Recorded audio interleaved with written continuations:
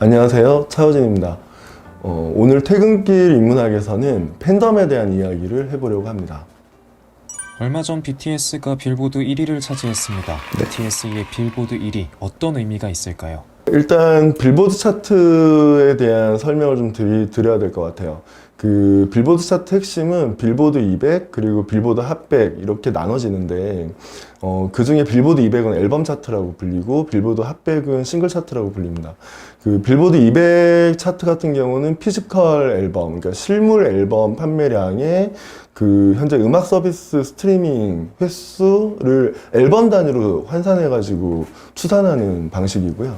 그리고 빌보드 핫100 같은 경우는 스트리밍 서비스, 그리고 음원 판매량, 라디오 방송 횟수 이렇게 세 개의 결과를 반영해서 집계하는 방식인데, 이 중에서 빌보드 핫100 같은 경우는 2010년대 이후에 그 라디오 방송국의 개수를 좀 제한했어요. 그래서 한 1200개 정도의 라디오 스테이션의 그 방송 결과를 좀 그 합산하는 방식인데, 참고로 말씀드리면 미국에는 지금 현재 한 1만 개 정도 라디오 스테이션이 있거든요. 그래서 그 중에서 한 10% 정도를 이제 대상으로 이제 라디오 에어플레이 횟수를 집계하는 방식이에요. 그리고 2013년부터는 그 매출이 한 40% 정도 차지하고, 2013년 이후에는 그 음원 매출이 한 40%, 라디오 방송이 한 40%, 그리고 스트리밍 횟수가 30% 정도 이렇게 비율로 정해져서, 사실상 그 빌보드 싱글 차트의 라디오 플레이 횟수가 굉장히 중요한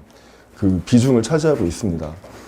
그래서 BTS가 이번에 다이너마이트라는 곡으로 이제 핫백 그 싱글 차트 1위를 차지했는데, 그 좀 흥미로운 거는 발매 첫 주, 둘째 주 연속으로 1위를 하고, 그다음에 3주, 4주 차에는 2위로 떨어졌다가 5주 차에 다시 1위로 올라갔거든요. 근데 이게 보면 그 우리는 이미 싸이의 강남 스타일이 한번 미국 본토를 한번 강타했던 걸 경험한 적이 있잖아요. 근데 그 당시에 강남 스타일은 빌보드 싱글 차트 1위를 한 적이 없어요. 계속 2위를 계속 유지하고 있다가 이제 계속 쭉쭉쭉 떨어졌었는데, 그 이유가 라디오 방송 횟수가 부족했기 때문이다 라고 분석하는 경우가 많습니다. 왜 라디오 방송이 중요하냐면, 미국의 라디오는 한국 라디오하고 좀 달라요. 그러니까 한국 라디오는 약간 DJ보다는 PD의 영향력 혹은 PD의 어떤 그 성공력, 뭐 이런 프로그램을 운영하는 방식, 이것이 굉장히 중요한 역할을 가지고 있고, 실제로 라디오 채널들이 그렇게 많지도 않죠. 근데 미국에서는 프로듀서보다는 확실히 DJ 영향력이 훨씬 더 강하고요. 라디오 채널들이 많다 보니까 그 개별 채널들이 좀 전문 방송화 되어 있어요. 그래서 장르에 완전 그 특화되어 있거나, 아니면 인종 혹은 문화권에 특화되어 있거나, 그래서 뭐 라티노 아니면 아시안 이쪽으로 특화되어 있는 방송들이 많고, 여기서 트는 음악들은 주로 DJ가 그 장르의 전문가거나 혹은 팬이기 때문에 그 자신이 선별해서 굉장히 좋은 음악들을 골라주는 그런 역할을 하고 있어요. 그러다 보니까 사실 라디오 방송국의 청취자들은 대체로 굉장히 보수적인 성향을 띠고 있고요. 여기서 보수적이라는 거는 그 새로운 음악에 대한 거부감이 높다. 그래서 신곡을 많이 틀기보다는 오히려 자기한테 익숙한 음악이 계속 나오는 거를 기대한다 라는 게 굉장히 중요한 특징이에요. 그러다 보니까 미국에서 라디오 플레이 횟수가 높아진다는 거는 그만큼 굉장히 많은 보편적인 사람들이 그 음악을 좋아한다라는 뜻이기도 하거든요. 근데 이제 BTS 같은 경우는 항상 그 싱글 차트가 아니라 앨범 차트에서 계속 1위를 했어요. 그래서 앨범 차트 1위라는 거는 실물 앨범이 팔린다는 건데, 2020년을 기준으로 봤을 때 사람들이 음반을 안 사잖아요. 근데 음반을 산다는 거는 그만큼 굉장히 그 앨범이라는 그 상품? 하고 그 소비자하고의 거리가 굉장히 가깝고, 그리고 상당히 굉장히 고관여되어 있는 그 상품이라는 뜻이거든요. 바꿔 말하면 팬이니까 앨범을 사는 거예요. 굳이 집에 CD 플레이어가 없어도 앨범을 사죠. 그렇기 때문에 BTS가 미국 시장에서 어느 정도 영향을 가지고 있다는 뜻이, 사실은 BTS의 팬덤이 미국에서 굉장히 좀 영향력을 가지고 있다 라고 이해가 됐었는데, 싱글 차트 1위를 하면서 이제 그런 그 분석 혹은 이해가 약간 다른 영역, 다른 방향으로 좀 뻗어나가고 있다고 볼 수 있습니다. 뭐냐면 팬덤의 어떤 범위를 넘어서서 약간 일반인들한테도 BTS의 인지도라든가 혹은 다이너마이트라는 그 곡의 어떤 완성도 혹은 그 호감 이런 것들이 굉장히 많이 올라가고 있다. 뭐 그런 올라가는 어떤 시작점이다 라고 볼 수 있겠죠. 그래서 어쩌면 계속 우리가 한국, 그러니까 K-팝 혹은 아이돌 음악에 대해서 팬덤을 가지고 계속 팬덤의 영향력이 얼마나 크냐 혹은 팬덤의 규모가 얼마나 크냐, 그것이 곧 그 아이돌 그룹의 어떤 그 산업적 영향력 혹은 대중문화적 영향력 이런 것들을 좀 그 판단하는 어떤 가이드, 기준 같은 게 되는데, 아마 그런 것들을 좀 넘어서서 오히려 팬덤이라는 게 기존에 우리가 알고 있던 것하고 좀 다른 방식으로 전개되고 있다라고 볼 수 있는 뭐 전조나 징후라고 봐야 되지 않을까라는 생각을 하게 돼요. 기존에 우리가 알고 있던 팬덤과 다른 점이 무엇일까요? 일단 팬덤에 대한 그러니까 기존의 팬덤에 대한 인식이라는 건 스타를 선망하는 소비자 그룹이라는 방식으로, 그러니까 이런 관점으로 이해가 됐어요. 그 아티스트를 닮고 싶어하고 그 아티스트를 추종하고 그런 그룹이 팬이다 라고 이제 개념화되어 있고요. 그리고 이제 팬의 어원 자체가 그런데, 팬의 어원은 이제 파눔이라는 라틴어에서 약간 유래가 됐습니다. 원래 파눔이라는 뜻은 원래 신전이라는 뜻이고요. 그 신탁을 얻기 위해서 세워진 공간이잖아요. 그래서 처음에는 이게 그 그리스 로마 시대까지 이렇게 올라가면 파눔이 하는 역할은, 제우스가 이제 신들의 신인데 제우스의 신탁을 얻는 과정이 처음에는 어떤 바람에 흔들리는 뭐 떡갈나무 이파리의 소리 이런 거였어요. 그래서 그 소리를 듣고 뭐 제우스 신이 어떤 것들을 뭐 약간 뭐랄까 그러니까 제우스의 신탁이다, 뭐 어떻다라고 이제 제사장이 이렇게 설명을 했겠죠. 그런데 나중에는 그 신과 신의 목소리를 직접 듣는 사람이 등장을 한 거예요. 그러니까 이 종교 제사, 그러니까 제의라는 게, 그래서 약간 비이성적이고 그리고 되게 감정적이고 굉장히 뭔가 논리적이지 않은 어떤 형태를 보이는 거죠. 뭐 몸이 막 경련을 일으킨다거나 아니면 약간 뭐 말이 아닌 소리를, 방언을 계속 뭐 내뱉는다거나, 그래서 그런 것이 신탁의 어떤 형태로 사람들에게 등장하면서 그거를 보면서 이제 페너틱이라고 불렀거든요. 그러니까 아까 그 파눔이라는 뜻에서 이제 신들린 듯 열광하는 사람들 혹은 신들린 사람을 뜻하는 말이 페너틱인데, 그 페너틱이라는 말이 줄어서 팬이 된 거예요. 그러니까 팬이라는 거는 기본적으로 이성적이지 않고 그리고 뭔가 굉장히 감정적이고 이해할 수 없는 행동을 하는 사람들을 말하는 거였죠. 이게 기존의 팬을 그러니까 보는 관점이었고, 이런 관점이 아마 거의, 그러니까 이런 용어가 굳어진 거는 사실상 대중문화라는 개념이 등장하게 된 20세기 초반 이후부터고, 실제 팬에 대한 연구가 본격적으로 좀 진지하게 다뤄진 거는 서양에서는 60년대 한 후반 혹은 70년대 초반, 이때부터 좀 굉장히 본격적으로 연구가 시작되거든요. 그래서 뭐 문화 연구라든가 아니면 사회학이라든가 심리학 이런 분야에서까지 이렇게 펼쳐지는데, 한국에서는 정작 한 2000년 이후부터 좀 팬에 대한 논의가 시작되긴 했어요. 그리고 지금이야 뭐 여러 가지 뭐 경제적인 관점으로 뭐 다뤄지기도 하고, 그리고 뭐 사회문화적인 관점으로 다뤄지기도 하지만, 여전히 한국에서는 팬덤에 대한 어떤 기초적인 연구 토대가 좀 많이 부족한 건 사실인 것 같습니다. 그래서 약간 이런 걸로 봤을 때 2000년, 사실은 2010년대 이후가 인류 역사상 누구도 경험하지 못한 시기이긴 해요. 그러니까 바꿔 말하면 지금 뭐 아무리 뭐 코로나19 바이러스 때문에 뭐 우리가 뉴노멀이라는 얘기를 많이 하지만 이미 뉴노멀이라는 단어는 모바일 혹은 뭐 이제 무선 인터넷 그리고 모바일 환경 이런 환경 이후에 계속해서 뉴노멀이라는 말이 계속 등장했거든요. 바꿔 말하면 우리가 커뮤니케이션하는 방식이 달라지면서 기존에 보던 어떤 되게 익숙한 관점으로 뭐 산업이나 경제나 문화나 사회나 정치나 이 영역을 보던 어떤 방식이 바뀌어질 수밖에 없는 상황이 벌어진 거라고 봐요. 그런 맥락에서 지금의 팬과 과거의 팬은 과거의 팬이 어떤 스타나 아티스트를 선망하고 그 사람을 추종하고 닮고 싶어하는 존재였다면 지금의 팬들은 아티스트와 계속해서 상호적으로 커뮤니케이션을 하고 그 아티스트를 단순하게 수동적으로 좋아하는 게 아니라 굉장히 능동적으로 개입을 하는 그런 입장이 있는 것 같아요. 그래서 바꿔 말하면은 우리가 소셜미디어를 활용하면서 예를 들면 소셜미디어에 내 의견을 쓰는 것 자체가 컨텐츠를 생산하는 행위이고 동시에 내가 그 피드에 내려 올라오는 컨텐츠를 소비하는 방식이 동시에 있는 거잖아요.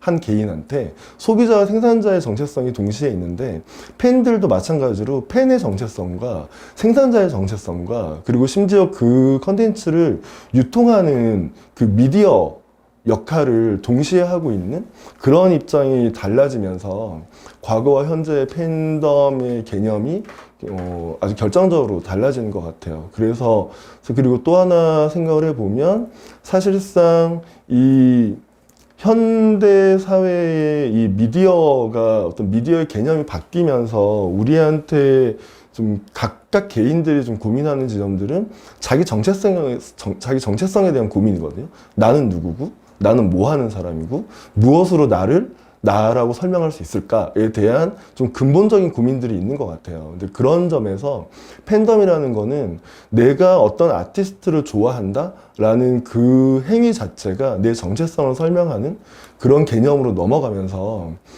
좀 더 복잡한 혹은 굉장히 다층적인 그런 개념들이 좀 겹쳐져 있는 상태인 것 같습니다. BTS는 한국 팬덤뿐 아니라 해외에도 팬이 많은데요. 한국 팬덤과 해외 팬덤의 차이가 있을까요? 네. 사실 한국 팬덤과 해외 팬덤에 대한 구분점 같은 구분은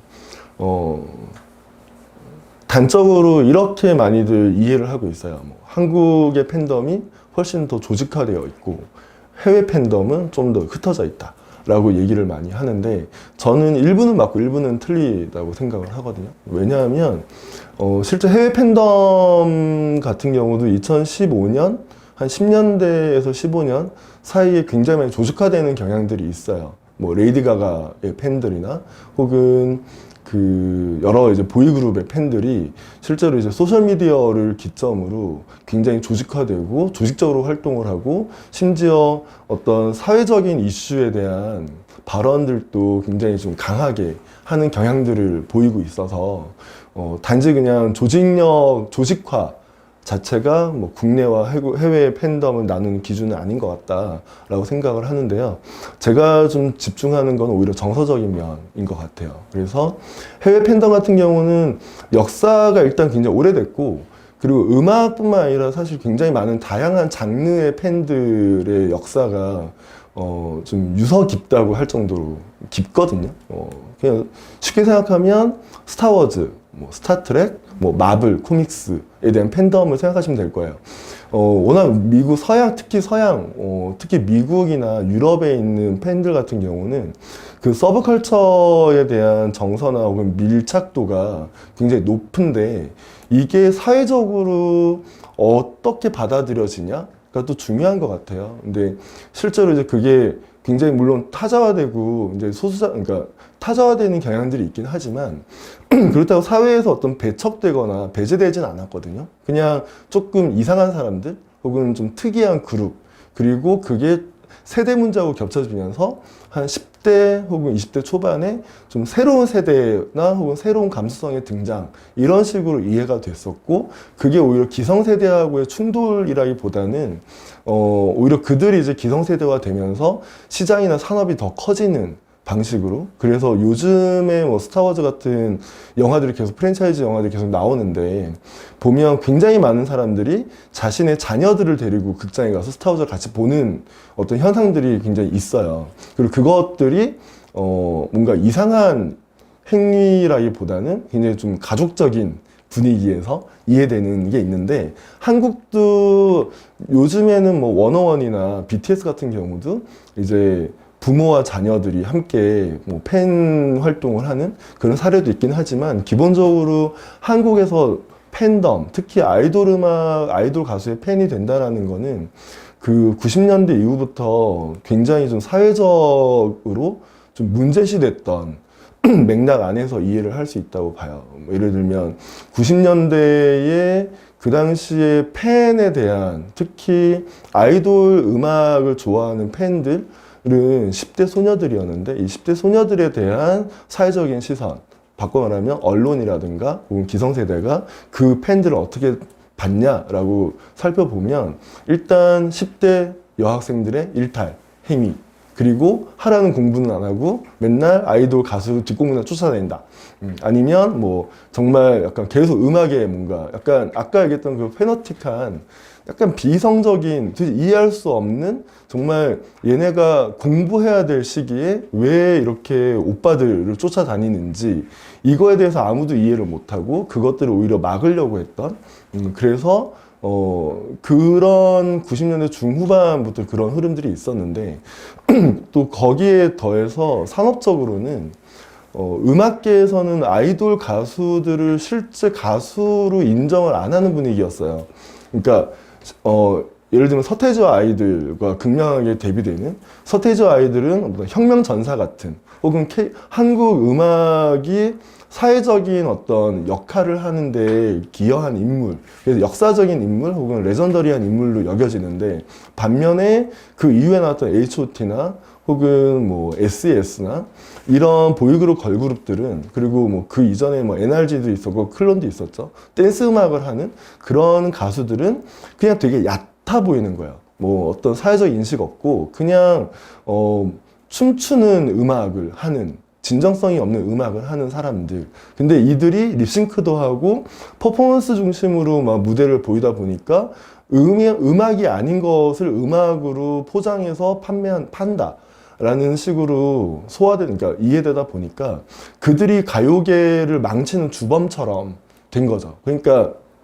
아이돌이라는 그 가수의 형태가 산업 안에서는 이 산업을 망치고 있는 주범처럼 여겨지고, 근데 그들을 좋아하는 사람들이 굉장히 많아요. 10대들이 굉장히 많은데, 그 10대들, 많은 10대들한테는 동시에 뭔가 정신 못 차리고 계속 뭔가 뻘짓하는 애들, 이런 식으로 계속 보다 보니까 팬의 입장에서는 그 내가 이 아이돌을 좋아하는 이유가 필요해진 거예요. 그냥 좋아하는 걸로 되는 게 아니라, 예를 들면 80년대에 통기타 가수를 좋아하는 사람들이 있었단 말이죠. 70년대에. 근데 이 60년대, 70년대, 80년대를 거치면서 가요 팬들이라는 게 새로운 젊은 세대들이 막 등장했었는데, 그들이 통기타 가수를 좋아한다고 물론 억압을 받았어요. 그리고 또 이상한 사람 취급을 당하긴 했지만 사회적으로 지탄받을 정도는 아니었거든요. 그냥 기성세대하고 충돌, 문화적인 충돌, 세대 간의 충돌 정도가 있었지, 단순하게 막 저들이, 물론 뭐 머리가 잘리고 뭐 이제 복장 단속 당하고 했지만 그거는 좀 더 정치적인 맥락에서 있었던 문제들이고, 실제로 내가 누군가를 좋아하는데 그거 자체가 부모들뿐만 아니라 기성세대뿐만 아니라 그냥 전 사회적으로 내가 이 가수를 좋아하는 이유를 만들고 설명해야 되는, 근데 그러지 못하면 약간 음지로 숨어야 되는 그런 입장에 놓인 거는 없었단 말이죠. 그러다 보니까 이들이, 그러니까 서양 같은 경우는 만약 그랬으면 굉장히 많은 어떤 충돌의 형태로 드러났어요. 70년대 펑크록. 그래서 펑크를 좋아하는 어떤 팬덤이 실제 그 기성세대들 혹은 기존 미디어하고 어떻게 싸웠는지에 대한 역사들이 있는데, 한국에서 아이돌 팬덤은 굉장히 순종적인 10대들이었단 말이에요. 그러다 보니까 싸우는 방식이 아니라 사실은 자기들의 어떤 취향이나 선호를 인정받는 방식으로 변형된 것 같아요. 그래서 굉장히 많은 수의 팬덤이 2000년 이후에 90년대 말 2000년 이후에 아이돌의 이름으로 혹은 팬덤의 이름으로 어떤 사회적인 활동을 굉장히 공익적인 활동을 하는 방식으로 변화가 된 거죠. 그래서 그게 지금까지 이렇게 좀 온 걸 보면 예를 들면 쌀 화환 같은 게 하나의 문화처럼 자리 잡았는데 아이돌 콘서트에 화환을 보내는데 화환을 보내는 것 자체가 환경에 대한 문제도 있고 그리고 굉장히 좀 소비적인 면이 있으니까 쌀로 포장된 화환을 보내고 그 쌀이 공연이 끝나면 그 쌀을 다 불우이웃한테 기부하는 방식으로 이렇게 하는 게 지금의 팬덤이 하는 가장 대표적인 활동이거든요. 그러니까 그게 하나의 문화로 굳어졌는데 그 외에는 또 어떤 지역의 산에다가 나무를 심는다거나 아니면 국내가 아니라 해외에 어떤 좀 환경이나 혹은 사회적인 문제에 대해서 돈을 기부하거나 혹은 어떤 성명을 발표하거나 이런 방식으로 활동이 벌어지고 있어요. 근데 이게 한국 팬덤의 어떤 대표적인 활동으로 여겨지고 굉장히 많은 언론사에서도 이런 행동에 대해서 이제 선행, 동방신기의 팬덤인 카시오페아가 얼마의 돈을 모아서 어딘가에 기부했다. 이런 식의 기사가 막 돌면서 사람들의 인식 자체가 요즘 팬덤은 되게 좋아졌네? 라는 식으로 얘기를 하게 된 거죠. 근데 그것들이 하나의 팬덤 활동 중에 하나로 당연하게 여겨지고 있는데 그게 그렇다면 바꿔라면 이게 문화가 된 거죠. 근데 팬덤 문화가 된 이것들을 약간 또 짚어보면 오히려 그 팬덤 활동 자체가 굉장히 억압적인 상황에 놓였었기 때문에 이것들을 돌파하는 방식 중에 하나는 전략적인 방식으로 취했던 것이 하나의 그러니까 문화로 자리 잡았다라고 볼 수 있을 것 같아요. 이런 점에서 아마 한국 팬덤이 유난히 해외 팬덤에 비해서 소위 말하는 선한 영향력이라는 가치를 강조하는 이유는 실제로 한국 팬덤의 정체성 자체가 물론 규모나 숫자는 점점 늘어나고 있지만 그들이 내재화하고 있는 정서 혹은 그 정체성의 정치 같은 것들이 기본적으로 소수자성을 가지고 있다고 볼 수 있을 것 같습니다. 이렇게 문화로 자리 잡은 팬덤 활동이 음악 산업에도 영향을 끼쳤을까요? 음악에서 팬덤이 중요한 건 주로 산업적인 맥락으로 좀 볼 필요가 있어요. 그러니까 음악 산업이 구조가 완전히 바뀌었다고 보거든요. 그러니까 한 2000년 이후에 완전히 바뀌었는데 이런 변화하고 굉장히 밀접한 연관이 있습니다. 일단 요즘에 스트리밍에 대한 이슈가 굉장히 늘어서 아까 음악 산업의 혹은 음악의 소비 방식 이런 것들이 좀 크게 바뀌었다라고 생각을 할 수 있지만 실제로는 2002년을 기준으로 한국에서 음악이 완전 디지털화가 진행이 됐었고 그거는 전 세계에서도 가장 빨랐던 시장이에요. 그래서 한국 시장은 정말 전 세계 어디에서도 유례가 없을 만큼 굉장히 빠른 속도로 디지털라이징이 진행됐고 그러다 보니까 기존의 20세기 내내 좀 지탱하고 있었던 음악 산업을 지탱하고 있던 거는 사실상 음반 판매를 기반으로 그 산업의 규모라든가 확장성이 유지가 됐었는데 한국이 가장 먼저 이 시장 구조가 무너진 지역이었죠. 그러다 보니까 그 음악의 디지털라이징이라고 하면 사실 말이 어렵지만 그냥 쉽게 설명하면 음반에서 음원이 분리가 된 거예요. 그래서 옛날에는 음악 이퀄 음반. 그래서 내가 이승환의 음악을 좋아한다라고 하면 이승환의 새 앨범을 사면 되는 거였는데 지금은 이승환의 음악을 좋아한다고 하면 뭔가 내가 그 이승환 음악을 좋아하는 거에 대한 소비 방식이 좀 굉장히 분화되어 있거든요. 음원을 듣는다, 콘서트를 간다, 그리고 그 관련된 굿즈를 산다, 혹은 이승환에 대한 리뷰를 쓴다. 이런 식으로 막 나눠져 있는데 옛날에는 굉장히 심플하게 앨범을 사면 거의 다 해결이 됐던 방식이었어요. 공연을 간다는 건 조금 더 딥하게 허들이 조금 더 높았던 그런 방식이었고, 근데 그러다 보니까 음반에서 음원이 분리되다 보니까 음반의 가격은 실제 제조업이기 때문에 음반을 만드는 데 들어가는 비용을 정산해서 가격을 매기면 돼요. 그래서 그게 이전에는 LP 혹은 카세트 테이프가 있었는데 그걸 기준으로 보통 앨범 한 장이 한 13,000원, 12,000원으로 매길 수 있었죠. 하지만 음반이 빠지고 음원만 남게 되니까 여기에 13,000원, 12,000원을 매기기가 되게 애매해진 거예요. 왜냐하면 내가 13,000원을 주고 손에 잡히는 게 있어서 납득을 했는데 손에 잡히는 거 없이 그냥 다운로드를 받았더니 이걸 13,000원에 팔 수가 없잖아요. 그래서 이거에 대한 뭐 가격에 대한 어떤 여러 가지 이슈들이 있었지만 그거를 거치면서 대략 다운로드 가격이 곡당 500원 정도로 이렇게 정리가 됐었죠. 근데 500원 다운로드를 받아서 거기에 뭐 이런저런 수수료를 빼고 나면 실제로 아티스트나 기획사에 들어가는 비용이 그렇게 높지 않은 거예요. 그러다 보니까 옛날에는 CD를 팔아서, 그러니까 CD라는 매체가 또 유리했던 건 제작비가 굉장히 적게 드는 방식이었거든요. 근데 제작비가 적게 드는 대신 가격은 LP 혹은 카세트 테이프보다 비싸고 LP보다는 가격이 비슷한 그런 수준으로 소비자가를 매겨서 판매를 하다 보니까 사실상 수익률이 굉장히 높은 상품이었던 거예요. 근데 CD 판매가 안 되고 음원만 판매되는데 가격은 훨씬 더 뭐 절반도 아니고 뭐 3분의 1 수준으로 떨어지는 상황에서는 실제로 돈을 벌 수 있는 여지가 없어진 거죠. 그러다 보니까 미국에서는 오히려 2010년대 무렵에 뭔가 논의되던 그런 어떤 음악의 새로운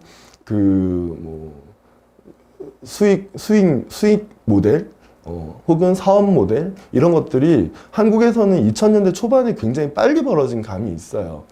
그러다 보니까 이런 맥락에서 이렇게 보면 사실상 한 2010년 정도에 뭔가 좀 새로운 수익 모델이 개발이 돼 있는데 한국에서는 한 7, 8년 동안 공백기가 있는 거잖아요. 그동안에 우리는 뭐 어떻게 뭐 새로운 거를 개발을 당장 할 수는 없으니까 일단 당면 과제는 음반은 어쨌든 팔아야 된다. 안 팔리는 사람들이 음반을 사지 않는데 음반을 살 이유를 만들어주면 음반이 팔릴 것이다 라는 가설이 생길 수 있죠. 그러다 보니까 음반이 점점 굿즈화되는 경향이 있었어요. 그래서 뭐 좀 유명한 이문세라든가 아니면 뭐 어떤 굉장히 유명한 가수들 같은 경우도 음반을 거의 뭐 어떤 책자처럼 만들거나 아니면 어떤 좀 LP 같은 모양으로 만들거나 이렇게 팔았는데 여기에서 두각을 보였던 게 아이돌 그룹이었어요. 왜냐하면 아이돌 그룹은 팬덤이 있고 이 팬들의 입장에서는 음반 시장이 망하는 거와 상관없이 음원이 있지만 동시에 앨범을 사는 것이 이 아이돌 그룹에, 그러니까 내가 좋아하는 이 아이돌 그룹에 대한 어떤 마음의 표시나 혹은 어떤 내가 팬으로서의 정체성을 증명하는 방식이기도 했어요. 근데 여기에 더해서 한 가지 더 좀 특이했던 거는 실제 음반, 그러니까 90년대, 2000년대 초반에 아까 얘기했듯이 아이돌이 음악 산업을 망치는 주범이라는 그런 인식이 있었는데 팬들 입장에서는 이 아이돌 음악에 대한 어떤 진정성이나 진정성을 증명하는 방식은 기존의 권위 있는 미디어나 권위 있는 사람들이 이 아이돌의 음악이 사실 굉장히 좋다라거나 시장에서 굉장히 주목할 만한 결과를 만들어내면 이들의 어떤 진정성이나 혹은 음악성 완성도 이런 것들, 예술성, 미학 이런 것들이 인정받을 수 있다고 생각을 할 수 있잖아요. 그래서 음반 차트를 올리는 방식으로 굉장히 좀 작동을 했던 것 같아요. 그래서 팬들이 지금 조직적으로 대량으로 음반을 구매해서 그 음반 차트에 차트인을 시키고 그 차트가 다시 소비로 연결되면서 순환 구조를 만드는 방식으로 계속 음악이 소비됐었고, 그 중에는 그 아이돌 음악에 좀 호의적이지 않았던 뭐 비평가나 혹은 미디어나 언론들이 그러니까 차트인을 하고 굉장히 대량 소비가 되면서 한 번 더 다시 보고 그 음악에 대해서 재평가하게 되는 그런 구조, 그런 어떤 흐름이 벌어지면서 2000년 초반 중반부터는 뭔가 보아나 비나 혹은 뭐 동방신기나 이런 그룹에 대한 음악적인 평가들이 좀 시도가 벌어지고 있었죠. 그랬던 게 2000년대 초반이었고요. 이런 방식으로 팬이라면 당연히 음반을 산다라는 인식이 고정되면서 실제 아이돌 그 2005, 6년의 자료를 보면 한국에서 음반 판매량이 계속해서 떨어지는데 그 아이돌 음반 판매량만 계속해서 느는 방식으로 굉장히 좀 기형적인 산업 그 시장 구조가 만들어져요.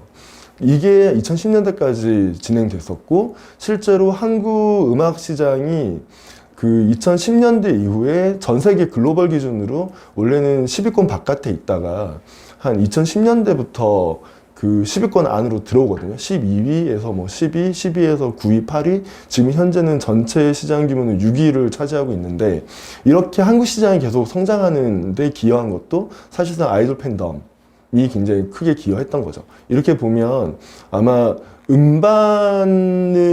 그러니까 그 팬덤이 결국 시장에서 중요한 건 기본적으로 음반이 팔려야 그 생산성이 어떤 지속 가능한 생산성이 확보가 되는데 그 최소한의 시장이라는 개념으로서 팬덤이 작용하고 있는 것 같아요. 그렇다면 이 팬덤 시장이 활성화되려면 어떻게 해야 할까요? 그 최근 아마 올해 내년에 주요 키워드로 팬덤 경제라는 게 꼽힌다고 하더라고요. 근데 팬덤 경제라는 게 그러니까 아까 얘기했던 그런 사실 시장에서 최소 유효 시장이라는 개념으로 본다면 어떤 서비스나 제품이 나왔을 때 그게 시장에서 최소한의 어떤 뭐랄까요 장악력을 가지고 있는 시장의 규모가 최소 유효 시장이라는 개념이고 이 최소 유효 시장을 기반으로 시장이 계속 확장해 나가는 방식이거든요. 근데 그렇게 보면은 그러니까 그런 관점에서 팬이 모든 뭐 음악뿐만 아니라 사실 전 영역에서 다 중요해지고 있는 것 같아요. 뭐 특히 출판이라든가 아니면 뭐 어떤 굿즈, 그러니까 미디어도 마찬가지고 제조업도 마찬가지고 그런데 그런 맥락으로 보면 다들 팬덤을 궁금해하고 팬덤을 가지고 싶어 하는 것 같아요. 근데 제가 이해할 때는 이 팬덤 경제의 핵심은 사실상 마음의 경제학인 거죠. 그러니까 팬의 마음이란 무엇이냐라는 걸 이해하는 게 가장 중요한데 쭉 얘기했듯이 팬의 마음이라는 건 너무 복잡하고 다층적이거든요. 그래서 단순하게 팬들은 자기가 좋아하는 대상의 어떤 제품이 나오면 무조건 살 것이다 라는 거야말로 가장 아니란 생각이고요. 가장 게으른 생각이라고 생각을 해요. 왜냐하면 팬이야말로 굉장히 예민한 상태에 있는 그 그룹이고 특히 음악에 있어서 그 팬덤의 입장은 아까 얘기했듯이 팬덤한테 중요한 건 아티스트예요. 근데 아티스트는 아이돌이라는 그 그룹의 형태는 실제로 기획사에서 굉장히 좀 어느 정도 안정적인 자본이 있지 않으면은 만들기 어려운 구조거든요. 사실 하이리스크 하이리턴의 구조인데 예를 들면 적어도 한 5명 정도를 기준으로 봤을 때 5명의 아이돌 그룹이 데뷔하는 데 걸리는 시간은 최소 3년 그리고 한 3년에서 5년 정도 걸리고 이 3에서 5년 정도 동안 이들에게 들어가는 비용이 사실 굉장히 높아요. 그냥 한 몇천만 원, 뭐 몇억 원 수준이 아니라 거의 10억 가까이 들고 그렇기 때문에 개인 투자, 개인 사업의 영역에서 할 수 있는 비즈니스가 아니고 기본적으로 투자를 받아서 진행돼야 되는 방식이거든요. 그러다 보니까 투자를 받는 입장 혹은 하는 입장에서는 이 아이돌 그룹이 어떤 시장을 얼마만큼 만들 수 있는지에 대한 그 플랜이 좀 필요하고요. 그러다 보니까 굉장히 좀 체계적으로 관리가 들어가는 방식이죠. 근데 이렇게 되다 보니까 팬들 입장에서는 데뷔한 아이돌에 대한 그 마음이라는 게, 그러니까 애정이 있어요. 근데 중간에 회사가 있잖아요. 회사를 빼고 아이돌이 자기들 스스로, 예를 들면 밴드라든가 이런 식으로 자기들 스스로 회사를 만들어서 운영을 할 수 있는 사이즈가 안 나오는 거예요. 그래서 회사하고 계속 파트너십 같은 관계로 있어야 되는데, 팬 입장에서는 회사가 오히려 그 아이돌 그룹을 도와주고 있지만 동시에 방해하고 있는 입장이고, 이래서 이 3자의 관계가 굉장히 복잡 미묘한 관계를 만들고 있거든요. 이런 맥락에서 그 비즈니스 관점으로 보면 팬덤은 지속 가능한 비즈니스를 하기 위해서 굉장히 필수적인 요소인데, 이것을 운영하기에는 너무나 부담스러운 존재가 되는 거예요. 팬들 입장에서도 내가 좋아하는 그룹이 지속적으로 활동하기 위해서는 회사가 필요하고 계속해서 성장하는 것들이 필요한데, 근데 그러다 보니까 회사가 마음에 안 드는 방식은, 마음에 안 들 때는 저들이 운영을 못할 때, 사업 모델을 잘못 잡을 때, 마케팅을 잘 못할 때, 혹은 팬들에게 좀 너무 과도하게 간섭할 때. 근데 이 후자는 약간 정서적인 거고 전자는 전략적인 거예요. 그리고 경영적인 거고.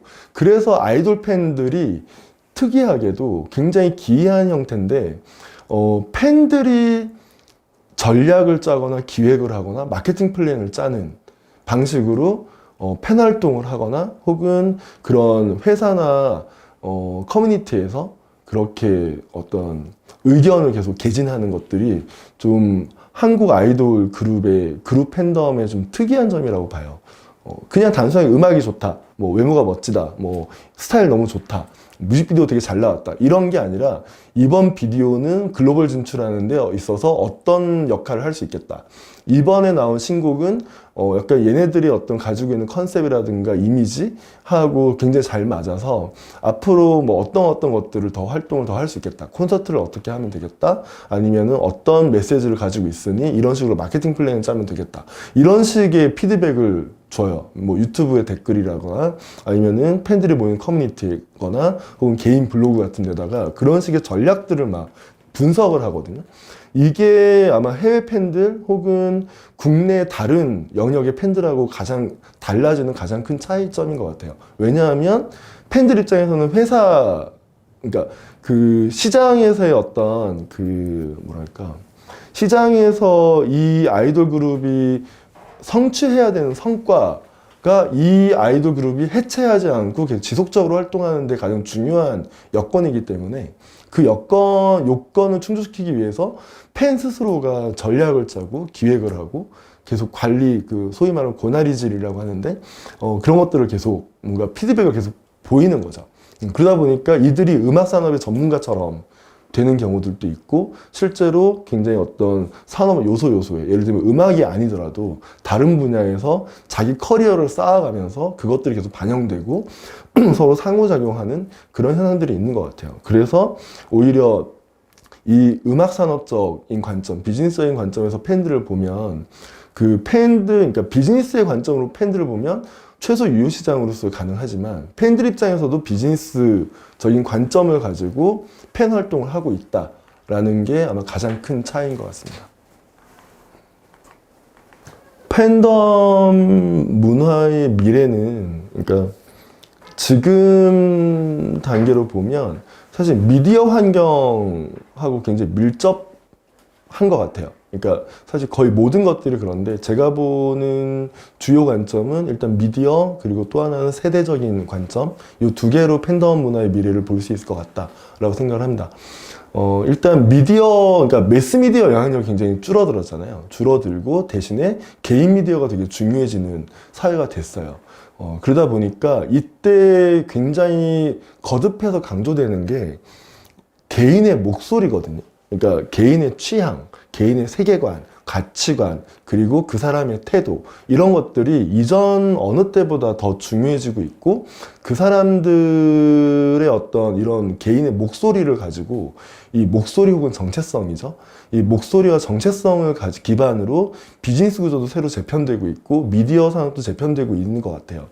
이렇게 보면 사실 이런 맥락으로 봤을 때 팬 문화라는 건 예전에는 팬이 하나의 어떤 덩어리 같은 개념이었거든요. 그래서 누군가의 팬이면 만약에 10만 명이다, 뭐 50만 명이다 라고 했을 때 그 10만 명의 팬이 개별의 팬들의 어떤 특징들이 아니라 10만 명이라는 어떤 그룹의 어떤 단일한 정체성으로 이해가 됐는데, 앞으로는 아마 이런 현상, 그러니까 이런 식의 관점은 좀 도태될 거라고 봐요. 왜냐하면 말했듯이 하나의 이를테면 BTS의 팬이 아미고, 아미라는 이름으로 다 연결되어 있지만 사실 그렇다고 아미의 집행부가 있는 건 아니거든요. 아미는 굉장히 파편화된 개인들의 연결성 자체를 말하는 호칭 같은 거고, 실제로 그 안에서 개인들이 활동하고 있는 방식이 다 달라요. 그러니까 다 개인 미디어 혹은 소셜 미디어를 통해서 활동을 하고 있고, 그건 국내나 해외나 마찬가지라고 봅니다. 그런 점에서 결국에는 이 사람들한테 중요한 건 아미라는 정체성, 그리고 BTS라는 대상, 아티스트가 중요하지만 실제로 그것들을 연결시켜주는 것이 무엇이냐. 예를 들면 어떤 아미 BTS가 계속해서 음악이나 혹은 음악 외의 활동으로 설파하고 있는 메시지, 예를 들면 당신의 목소리를 찾아라, 당신 자신을 사랑하라, 이런 식의 메시지에 반응하는 거거든요.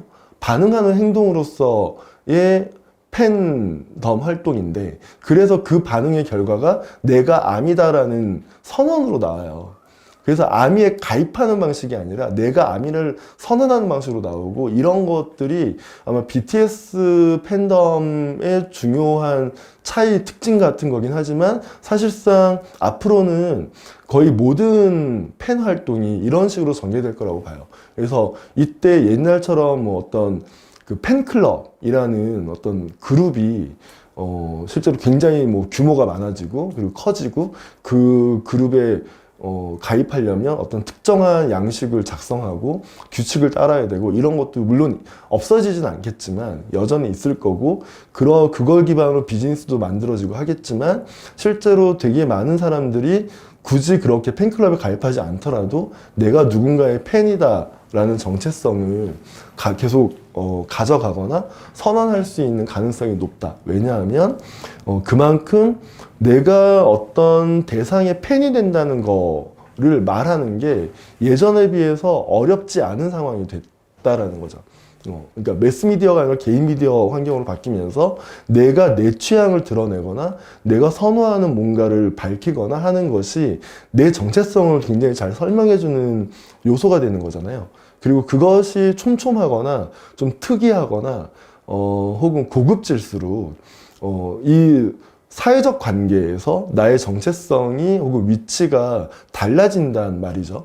그래서 어떤 사안에 대해서 굉장히 인사이트 말을 하는 사람이 되거나, 혹은 우리 또래들 중에서 굉장히 취향이 좋은 사람으로 포지셔닝 되거나, 그게 소셜미디어를 기반으로 내가 어떤 나의 정체성을 확립하는 방식인데, 거기에 어떤 내 스스로가 누군가의 팬이다라고 선언하는 것 혹은 밝히는 것이 오히려 더 도움이 될 수 있다라는 생각이에요. 그렇기 때문에 굳이 팬클럽에 가입하거나 내가 아이돌을 좋아하거나 이런 것이 아니라, 영역을 불문하고 음악이 아니라 뭐 어떤 배우 혹은 뮤지컬 혹은 작품 혹은 철학가, 뭐 작가, 이런 사람들에 대한 자신의 팬심을 드러내는 게 굉장히 일반화되고, 그걸 기반으로 비슷한 취향을 가진 사람들끼리 어떤 취향의 공동체 혹은 정서적인 공동체라는 것을 형성할 수 있는 가능성이 더 높아질 거다라고 보고 있습니다.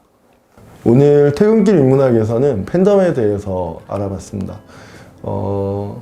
아마 팬덤에 대한 관심이 워낙 많이 올라가고 있고 높아지고 있는 지금, 아마 오늘 이 내용이 여러분에게 약간 팬덤을 어떻게 이해할까? 혹은 내가 누군가의 팬이라면 어떨까? 내가 지금 하고 있는 팬 활동이라는 건 어떤 건데, 이 내용과 비슷하다, 다르다, 이런 여러 가지 생각들을 할 수 있는 계기가 되면 좋겠습니다. 고맙습니다.